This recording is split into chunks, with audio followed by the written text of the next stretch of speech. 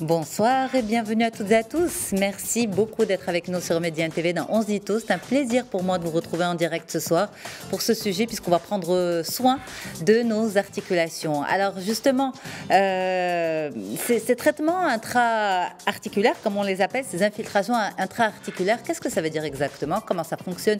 Pour qui? Pendant combien de temps? Eh bien, on va en parler avec vous, docteur Najati Ettefti El-Aoufil. Vous êtes ostéopathe et rhumatologue. Et puis ensuite, quelle activité sportive pour accompagner justement ces articulations qui se fragilisent? On en parlera avec un coach sportif, avec Thierry Igny, qui sera en direct avec nous également. Je vous reçois tout de suite, docteur Najati Ettefti. Vous allez bien? Bonjour. Bonjour Smith, c'est un plaisir d'être avec vous. Le plaisir est partagé, docteur. Alors dites-nous, on entend beaucoup parler de ces infiltrations intra-articulaires.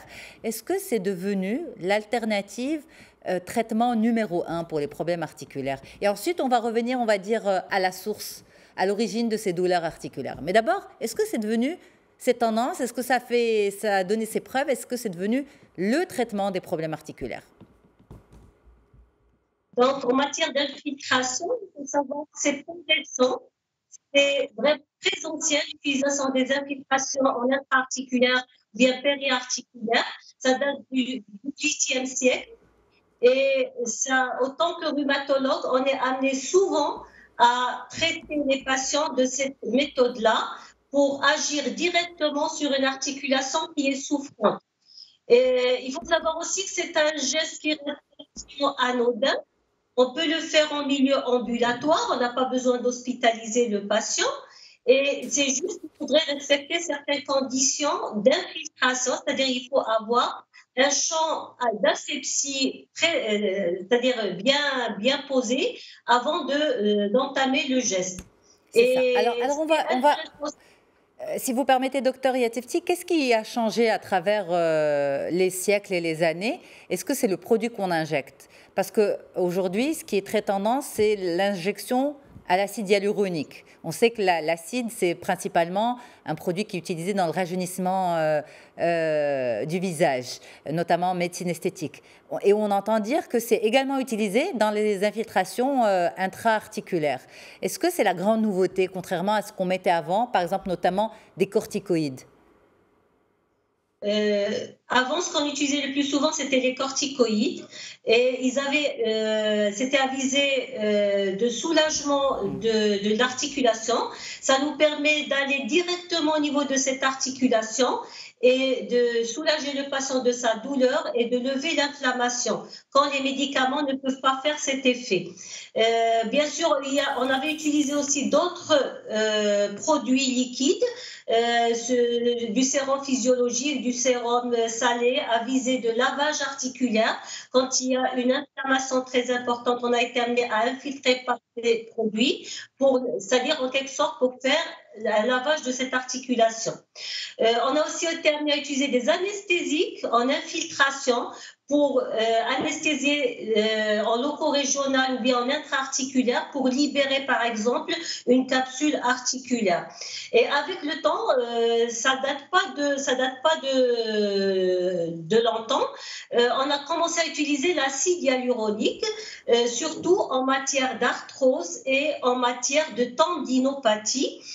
Donc, la viscosupplémentation, ça nous permet, en l'injectant dans l'articulation, de lubrifier et d'avoir un effet biomécanique au niveau de cette articulation et aussi d'améliorer la qualité du cartilage. Parce qu'il faut savoir que ce cartilage, dans sa composition, il y a beaucoup d'acide hyaluronique et avec l'âge, ça diminue. Donc, on essaie un petit peu de rectifier cette anatomie normale du cartilage. On peut aussi utiliser l'acide hyaluronique aussi dans certains tendons ou bien dans certaines anthèses pour permettre de lubrifier et d'améliorer la qualité. Ok, alors docteur Ettefti, justement ces infiltrations qui font peur à beaucoup de personnes et pour lesquelles beaucoup sont réticentes justement, elles viennent en deuxième intention, c'est-à-dire quand un premier traitement n'a pas donné ses résultats ou ne donne plus ses résultats parce que la situation du patient a évolué et que finalement ça ne marche plus les traitements classiques? Donc, en général, ça dépend bien sûr du patient, de ses comorbidités. Parfois, on est amené à passer directement à gestes illocaux parce que le patient présente d'autres maladies, comme chez les patients, par exemple, qui sont diabétiques, hypertendus. On évite d'utiliser trop de médicaments par voie orale. Et en infiltration, les effets secondaires de ces médicaments restent moindres quand même. On est aussi amené quand il n'y a pas de réponse au traitement par voie orale. C'est-à-dire, on va injecter un corticoïde ou bien on va injecter un produit directement au niveau de cette localisation pour soulager le patient instantanément. Alors, on vous a perdu, docteur Yatifti. Je prends le relais avec vous tout de suite. Thierry Ini. Bonsoir Thierry, comment ça va? Les téléspectateurs et les auditeurs. Merci infiniment d'être avec nous, Thierry. Alors, vous avez pu suivre avec nous une première partie de cette discussion avec le docteur Yatifti. On parlait d'articulation. Alors, on sait très bien que nos articulations, on va dire, se fragilisent avec l'âge, elles vieillissent. Mais en même temps, on a besoin de ces articulations pour bouger. Et notamment avec l'âge, justement, le revers de la médaille, c'est qu'avec l'âge, on a besoin de bouger encore plus, parce que c'est la seule manière de lutter contre les problèmes liés à la sédentarité. Est-ce que, justement, les personnes que vous accompagnez sont conscientes de cette problématique-là? C'est vraiment comment je fais avec des articulations qui me font mal, alors que je sais que mon état de santé ne peut s'améliorer que si je bouge. Et ça, on le retrouve dans plusieurs pathologies, notamment, pas uniquement articulaires. Alors déjà, je voulais vous féliciter pour le choix du sujet, puisque ce sont des messages forts qu'on va envoyer aux adultes, aux jeunes et aux moins jeunes, puisque ça concerne beaucoup de personnes et pas que les personnes les plus âgées. On arrive malheureusement souvent trop tardivement à un état où on est déjà blessé pour prendre conscience qu'on n'a pas fait les bonnes choses. Donc c'est vrai qu'il est important toujours de se faire accompagner lors de la moindre douleur, moindre blessure, d'être amené à consulter un professionnel. J'écoutais avec beaucoup d'attention ce qu'était en train de dire justement le docteur juste avant d'être coupé. Et à ce moment-là, d'être, une fois qu'on est accompagné, de suivre un espèce de protocole et de prendre conscience de son capital santé en faisant les bonnes choses. Et moi, dans mon domaine, justement, je suis amené à accompagner les gens pour faire en sorte qu'ils puissent respecter un protocole parce que le sport est quand même quelque chose d'important. Alors le sport, c'est vague, mais en respectant vraiment beaucoup de choses pour éviter d'aggraver son mal, qu'il soit articulaire ou autre, mais qui est rattaché à la santé en général. Absolument. Alors, on va faire les choses en deux étapes. On a le temps, on va prendre notre temps pour bien développer tout ça pour nos téléspectateurs. On va parler d'abord des personnes qui ont déjà des problèmes articulaires. D'accord, qui ont mal aux genoux, mal aux épaules, enfin voilà, ce genre de problèmes qui font que bouger, c'est compliqué. Est-ce que pour vous, en tant que coach sportif, malgré tout, malgré la douleur, il faut continuer à bouger, notamment une douleur à cause d'une arthrose, tout ce qui est lié à l'âge, on va dire.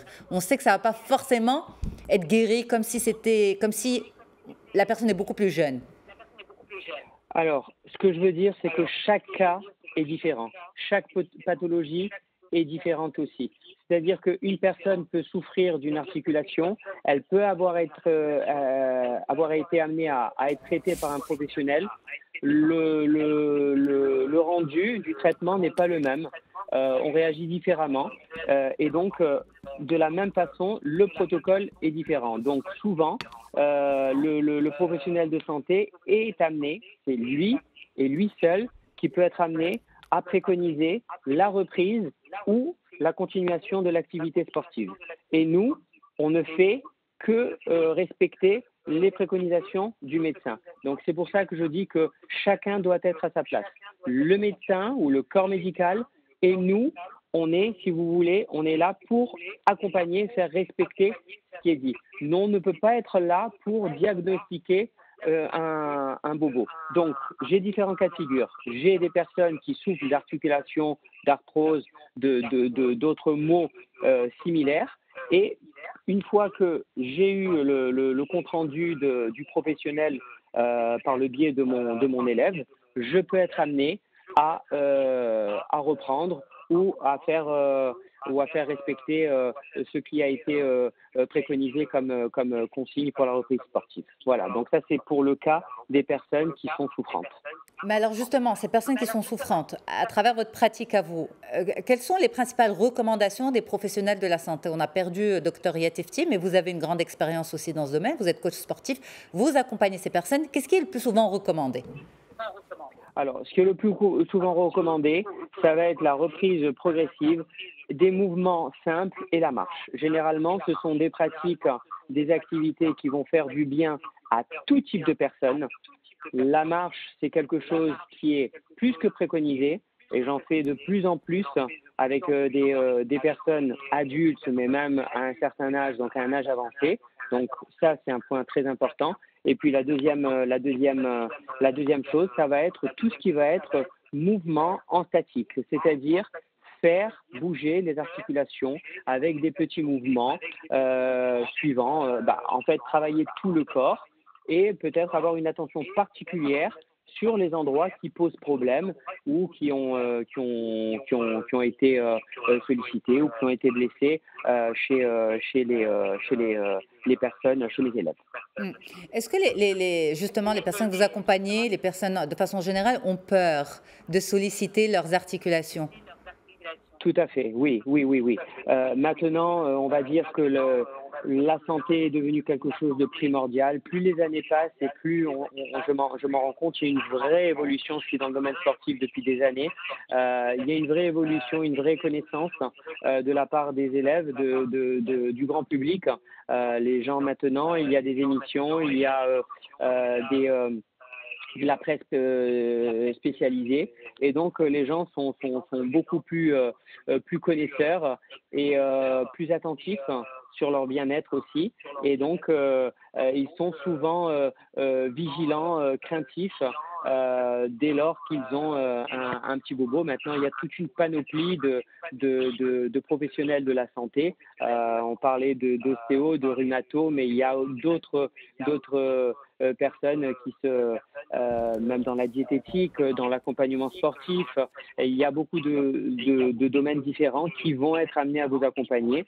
Et la raison est claire, c'est qu'il y a de la demande et donc clairement les gens font en sorte d'être là pour les accompagner. C'est ça. Et parce qu'on a envie justement de prendre de l'âge ou de vieillir en bonne santé, on va revenir à ce point que vous avez évoqué tout à l'heure Thierry, qui est le capital santé de chaque personne.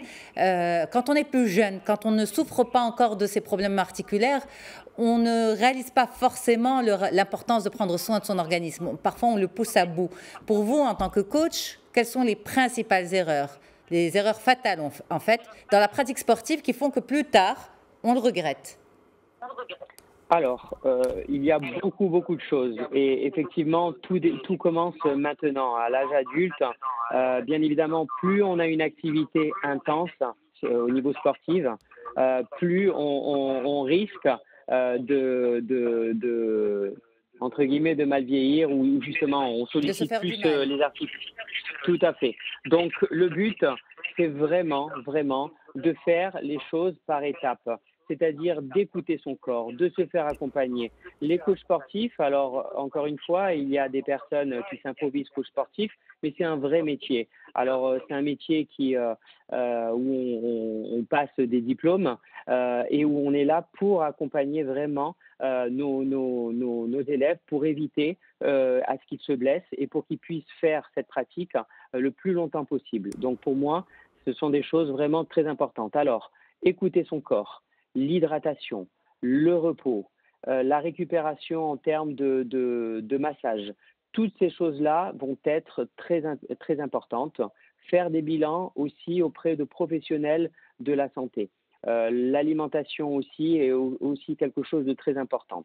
Donc toutes ces choses-là, il faut pouvoir vraiment les suivre de façon régulière pour éviter d'être amené à se retrouver un jour ou l'autre avec des bobos qui sont ponctuels. De gros bobos, justement.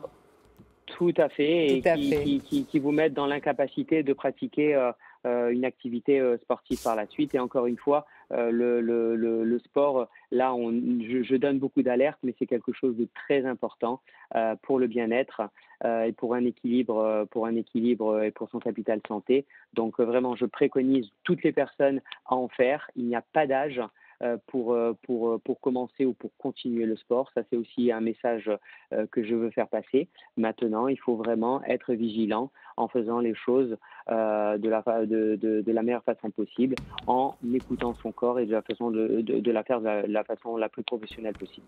Merci beaucoup Thierry Ini, vous êtes coach sportif. Merci infiniment d'avoir été en direct avec nous. On récupère Dr Najat Setifti. Dr Najat, justement, le mot de la fin avec vous par rapport à ces articulations, à ces infiltrations, etc. Vous nous avez un petit peu expliqué le protocole, les raisons. Maintenant, le petit mot de la fin avec vous. On vous a récupéré en direct. Le mot de la fin, M. Thierry l'a déjà dit, il faut avoir un capital santé correct et pour cela, il faut se préparer. Les infiltrations, ça reste toujours un atout pour le corps médical pour pouvoir traiter ces patients, les soulager et éviter que ces articulations et ces tendons vieillissent rapidement. J'ai pas abordé aussi le sujet d'infiltration de PRP, qui est aussi une grande tendance actuelle, qui donne de bons résultats en matière d'arthrose et en matière de tendinopathie. Donc, un mot de la fin, c'est il faut faire du sport, avoir une alimentation correcte et entretenir ses articulations, entretenir ses tendons. Et chaque fois qu'il y a un souci, il ne faut pas hésiter de demander conseil auprès du médecin.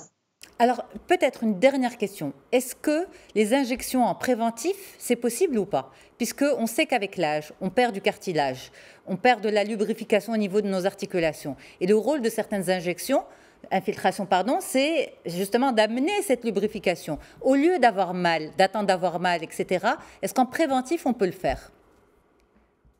On ne le fait pas d'emblée en préventif, mais il faut déjà avoir quelques symptômes qui sont un signal d'alarme pour le patient pour pouvoir les faire. Effectivement, surtout pour l'acide hyaluronique, ce qu'on appelle la viscosupplémentation, elle donne de meilleurs résultats quand elle est faite en tout début. C'est ça. C'est pour ça qu'il vaut mieux, dès le début des signes d'arthrose, il vaut mieux faire l'infiltration que de laisser ce geste en dernier lieu. Ça donne de meilleurs résultats. En préventif, pas systématiquement, bien sûr. C'est-à-dire, il ne faut pas d'emblée chez un jeune sujet qui n'a pas de symptômes, qui ne souffre pas, qui n'a pas de problème fonctionnel. Tiens, je vais aller me faire une injection d'acide hyaluronique. Voilà, il ne faut pas banaliser l'acte. Il ne faut pas comme en esthétique. C'est ça. C'est d'où la question, justement. Merci beaucoup, Dr Najat Setifti, d'avoir été avec nous en direct. C'est un plaisir de vous recevoir, de vous voir à nouveau. Et puis, ce rendez-vous sera rediffusé ce soir à 22h30 sur Médien TV. J'aurai le plaisir de vous retrouver demain à 15h30 sur Médien pour Blamiad avec Farhana. Et puis, bien sûr, 18h30, un autre sujet. Demain, on va parler de quoi? On va parler d'infection Covid lorsque, justement, ça vient perturber la famille. Et on aura avec nous des personnes qui ont vécu cette infection vraiment chez eux, dans leur maison. Merci à toutes et à tous. Merci à l'équipe en régie. Au revoir et à demain.